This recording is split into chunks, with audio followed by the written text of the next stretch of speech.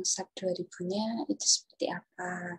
Kenapa kok kita harus mempelajari SAP 2000. Lalu di situ kita sampaikan juga fitur-fitur yang ada di SAP 2000 itu seperti apa, kegunaannya untuk apa aja, seperti itu. Dan nanti kalau kita udah mengenal untuk softwarenya yang SAP 2000 itu, baru kita masuk ke beberapa materi-materi tentang pendesainan atau perhitungan desain, seperti itu. Jadi misal sekarang yang perlu karena Indonesia itu banyak atau rawan gempa kayak gitu, maka apa saja hal-hal yang perlu diperhatikan di dalam perhitungan gempa. Terus nanti untuk kasus-kasusnya itu sebenarnya ada banyak, tidak hanya bangunan gedung aja, bisa juga nanti untuk yang bangunan jembatan atau bangunan-bangunan lainnya, seperti itu. Nah, terus nanti selain para peserta itu dapat mendapatkan beberapa materi tentang teoritis, pengenalan, nanti juga dapat langsung mempraktekkan bagaimana sih proses atau tata cara penggunaan SAP 2000 ini untuk perhitungan desain ataupun nanti untuk evaluasi. Jadi tidak hanya untuk desain saja, tapi juga nanti bisa mendapatkan juga untuk evaluasi seperti itu. Nah, kalau untuk kasus-kasusnya nanti ada banyak sekali. Ada kasus beton, ada kasus yang untuk baja, kayu, seperti itu. Jadi nanti material-material dan kasusnya menyesuaikan dengan topik-topik yang akan diangkat. Begitu.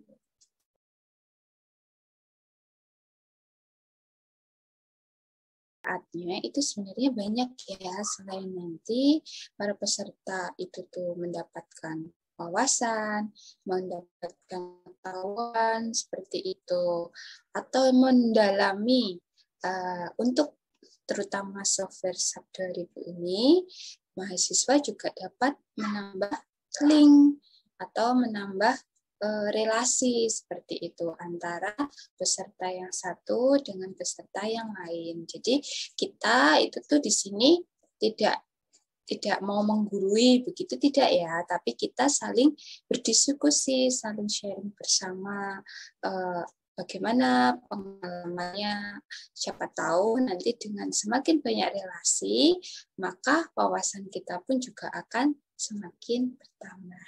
Gitu.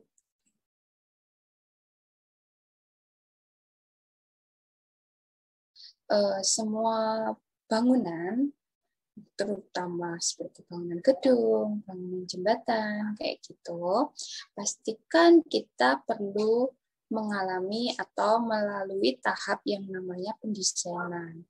Nah, pendesainan ini tidak lepas dengan yang namanya pendesainan struktur. Jadi selain arsitektur, itu kan juga ada pendesainan struktur. Nah, software SAP 2000 ini yang akan membantu Bapak, Ibu, ataupun Mas, Mbak semuanya dalam melakukan perhitungan struktur seperti itu. Jadi nanti case-nya tergantung dengan topik-topik ataupun proyek-proyek yang akan dilaksanakan seperti itu. Tapi secara garis besar, fungsinya nanti adalah membantu dalam kita menghitung gaya-gaya dalam yang ada di dalam suatu struktur yang nanti akan kita aplikasikan untuk perhitungan pendetailan seperti itu.